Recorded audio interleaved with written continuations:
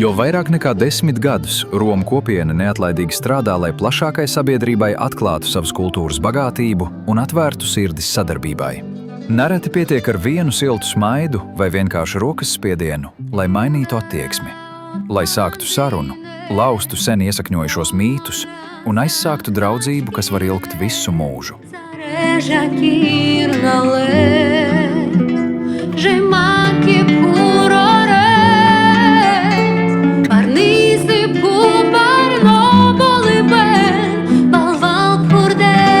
Romi ir šeit, lai dalītos savas tautas gudrībā par attiecību veidošanu un spēku pārvarēt jebkuras grūtības.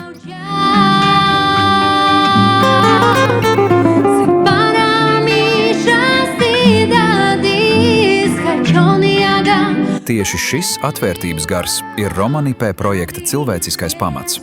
Romanipē projekta ietvaros Romu jaunieši no Somijas ieradās Latvijā, lai satiktos, veidotu saikni un kopīgo darbu aizvestu līdz noslēguma posmam. Mēs esam saņēmuši ļoti labu atgriezenisko saiti par visām šīm epizodēm. Gan Romu kopienā, gan Latvijā. Mums tas ir jādara, jo ir ļoti svarīgi, lai jaunā paudze klausītos un mācītos.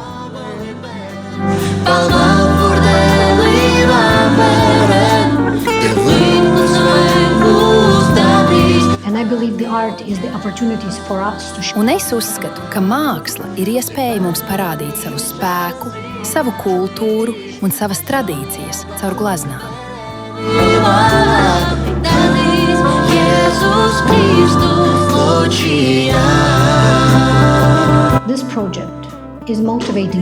Šis projekts mani motivē, jo mans mērķis ir parādīt manas tautības bērniem, kā būt drošākiem un integrēties mūsu valstī.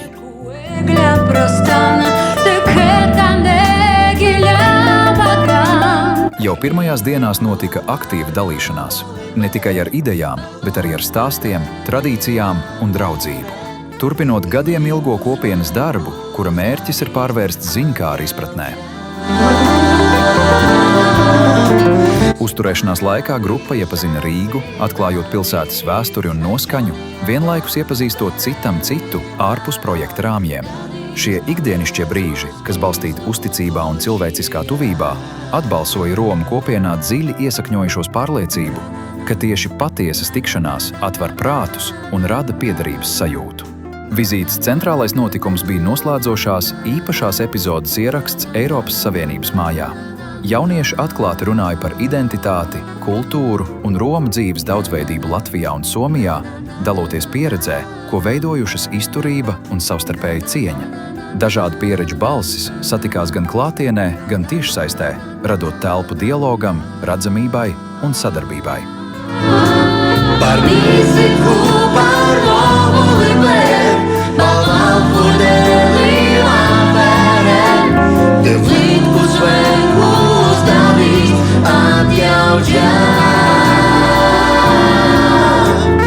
Dalībnieki apmeklēja Romu vēstures un mākslas muzeju, diskutējot par mantojumu, atmiņu un mūsdienām, kā arī iepazinās ar laikmetīgo Romu radošumu, digitālās mākslas izstādē un atklātā sarunā ar mākslinieci. Un jebkurš cilvēks, kurš pieiet pie īstas gleznas, sajutīs visas tās emocijas, kuras mākslinieks piedzīvoja tajā brīdī, kad viņš to radīja.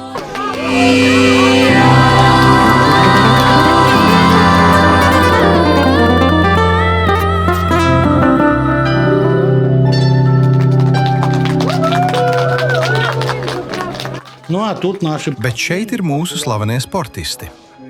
Gerts Millers, Andreja Pirlo, Zlatans Ibrahimovičs, Taisons Fjūrijs, Juls Brinners, Rita Heivorta, Ava Gārdnere, Frenka Sinatras sieva un, protams, James Bonds, Timotijs Daltons.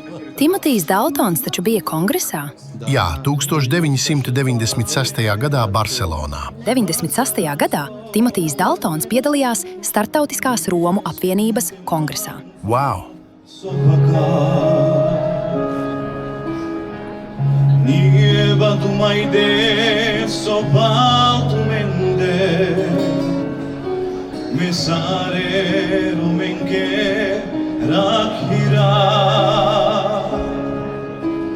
Tu san sopaka quasi più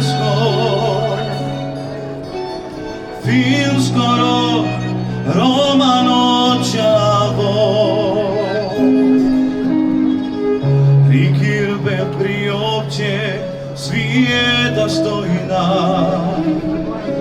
na mankame Božje ničivo. Pašuvaju me tu menke sastija, Deciden zemljensa viriti. Tā ir Latvijas romu vēsture, sākot no 15. gadsimta līdz mūsdienām.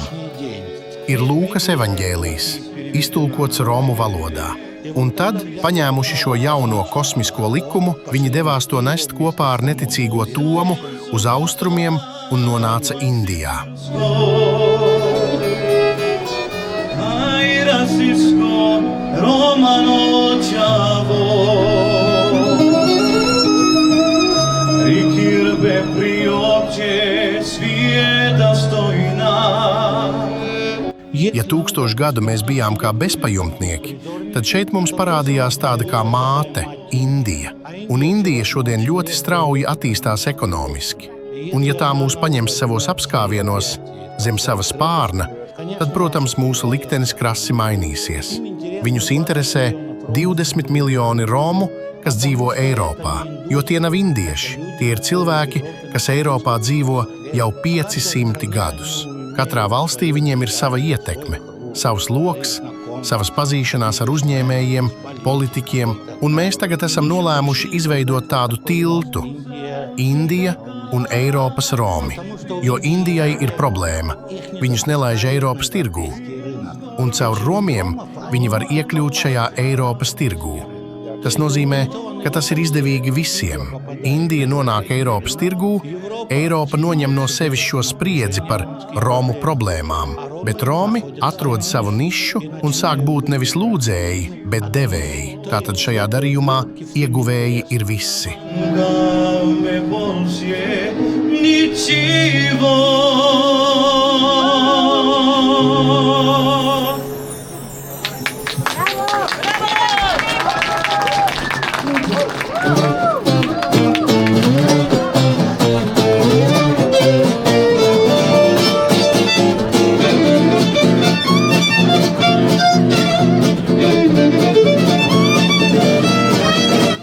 Šeit ir iemūžināta ļoti interesanta romu gudrība. Nav ceļa uz laimi, pats ceļš ir laime. Jo, kad tev ir mērķis, un tu ej uz šo mērķi, tev deg acis. Tāpēc mēs sakām viens otram, esiet ceļā, un jūs būsiet laimīgi. 2 miljoni romu, kuri tika nogalināti Otrā pasaules kara laikā, bija informācijas nesēji. Šis slānis, vesela paudze, tika pilnībā izsvītrota no mūsu dzīves, un mēs palikām bez nekā. Mēs šo informāciju vācam pa druskai. Mans sapnis, mans uzdevums ir uzbūvēt šādu memoriālu Rīgā. Katrai Eiropas valstī jau ir savs memoriāls. Katra tikšanās vēlreiz apliecināja, ka kultūra nav tikai parādāma, tā ir dalāma.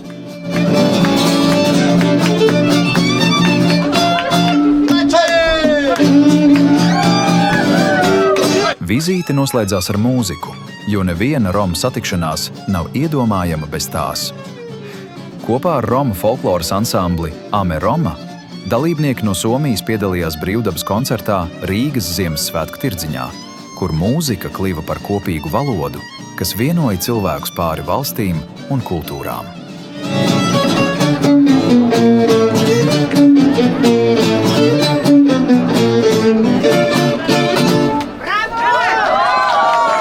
Erasmus Plus atbalstītais Roman IP projekts ir kas vairāk nekā podkāsts vai viens notikums. Tas ir par jauno Romu balsu stiprināšanu, starptautiskas sadarbības veidošanu un ilgtermiņa darbu, atverot sirdis caur dialogu. Viss ir vienkārši lieliski. Man ir ļoti prieks to dzirdēt. Patiesi, no visas sirds.